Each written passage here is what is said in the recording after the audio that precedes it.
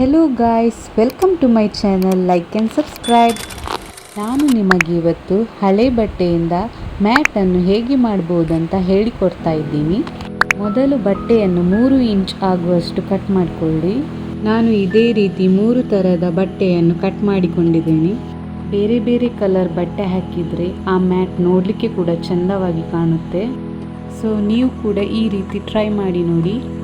ಸೂಜಿ ದಾರ ತಗೊಳ್ಳಿ. ಇದನ್ನು ಬಿಗಿಯಾಗಿ ಸ್ಟಿಚ್ ಮಾಡಿಕೊಳ್ಳಿ. ಇದನ್ನು ಮಿಷಿನ್ ಇರುವವರು ಮಿಷಿನಲ್ಲಿ ಕೂಡ ಸ್ಟಿಚ್ ಮಾಡ್ಕೊಳ್ಬೋದು.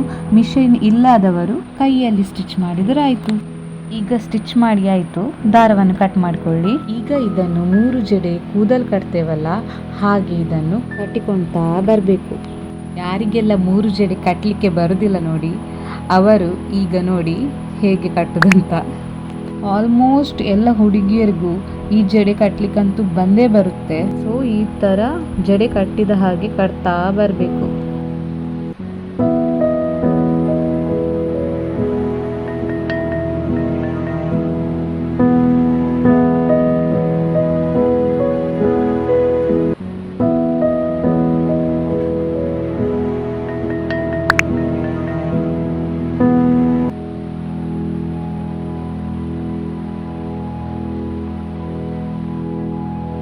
ಈಗ ಇದಕ್ಕೆ ಬಟ್ಟೆ ಸೇರಿಸಿ ಇನ್ನೊಮ್ಮೆ ಸ್ಟಿಚ್ ಮಾಡಿಕೊಳ್ಳಿ. ಈಗ 3 ಬಟ್ಟೆಗೆ ಕೂಡ ಸ್ಟಿಚ್ ಮಾಡಿ ಆಯಿತು. ಈಗ ಫಸ್ಟ್ ಹೇಗೆ ನಾವು ಜಡೆ ಕಟ್ತಾ ಬರ್ತಿದ್ವಿ ಹಾಗೆ ಕಟ್ತಾ ಬರಬೇಕು. ನೋಡಿ, ನಾನು ಆಗಲೇ ಹೇಳಿದ ಹಾಗೆ 3 ಥರದ ಬಣ್ಣದ ಬಟ್ಟೆ ಹಾಕಿದರೆ ಎಷ್ಟು ಚೆಂದ ಕಾಣ್ತದಂತ. ನೋಡಿ ಈಗ ಎಷ್ಟು ಚೆನ್ನಾಗಿ ಕಾಣುತ್ತೆ. ನಾನು ಈಗ ಇದಕ್ಕೆ ಒಂದೇ ಥರದ ಬಣ್ಣದ ಬಟ್ಟೆಯನ್ನು ತಗೊಂಡಿದ್ದೇನೆ, ಸ್ವಲ್ಪ ಡಿಫ್ರೆಂಟ್ ಆಗಿ ಕಾಣಲಿ ಅಂತ. ಈಗ ಇದಕ್ಕೆ ಲಬ್ಬರ್ ಹಾಕಿ ಇದು ನಮಗೆ ಉದ್ದ ಸಾಕಾಗುತ್ತಾ ಇನ್ನೂ ಬೇಕಾ ಅಂತ ಫಸ್ಟ್ ನೋಡ್ಕೊಳ್ಬೇಕು. ನಿಮಗೆ ಉದ್ದ ಸಾಕಾಗಲಿಲ್ಲ ಅಂದರೆ ಸ್ಟಿಚ್ ಮಾಡಿ 3 ಜಡೆ ಕಟ್ಕೊಳ್ತಾ ಬಂದರೆ ಆಯಿತು. ಈಗ ಇಲ್ಲಿಗೆ ಸ್ಟಿಚ್ ಮಾಡಿಕೊಂಡು ಉಳಿದ ಬಟ್ಟೆಯನ್ನು ಕಟ್ ಮಾಡಿಕೊಳ್ಳಿ. ಸೂಜಿ ದಾರವನ್ನು ತಗೊಳ್ಳಿ. ನಾವು ಈ ಎಣ್ಣಿಂದ ಕೂಡ ಸ್ಟಾರ್ಟ್ ಮಾಡ್ಕೊಳ್ಬೋದು, ಆ ಎಣ್ಣಿಂದ ಕೂಡ ಸ್ಟಾರ್ಟ್ ಮಾಡ್ಕೊಳ್ಬೋದು. ಸೊ ಹೀಗೆಯೇ ನಾವು ಸ್ಟಿಚ್ ಮಾಡ್ಕೊಳ್ತಾ ಬರಬೇಕು. ಎಂಡ್ ತನಕ ಇದೇ ಮೆಥಡ್, ಬೇರೆ ಏನು ಚೇಂಜಸ್ ಇಲ್ಲ.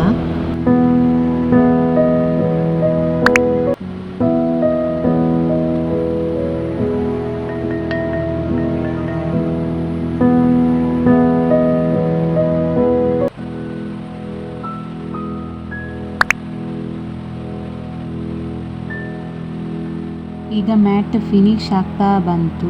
ಎಂಡ್ ಆಗುವಾಗ ಸ್ಟಿಚ್ಚನ್ನು ಟೈಟಾಗಿ ಹಾಕ್ಕೊಳ್ಳಿ. 2-3 ಸತಿ ಗಂಟು ಹಾಕ್ಕೊಂಡು ಸ್ಟಿಚ್ ಮಾಡಿಕೊಳ್ಳಿ. ನೋಡಿ ಈಗ ಮ್ಯಾಟ್ ರೆಡಿ ಆಯಿತು. ಎಷ್ಟು ಸಿಂಪಲ್ ಆಗಿ ಮ್ಯಾಟ್ ಮಾಡ್ಬೋದು ಅಂತ ನೋಡಿದಿರಿ. ಈಗ ನಿಮ್ಮ ಮನೆಯಲ್ಲಿ ಕೂಡ ಹಳೆ ಬಟ್ಟೆ ಇದ್ದರೆ ಬಿಸಾಡಬೇಡಿ, ಹೀಗೆ ಸುಲಭದ ರೀತಿಯಲ್ಲಿ ಮ್ಯಾಟ್ ಮಾಡ್ಕೊಳ್ಳಿ.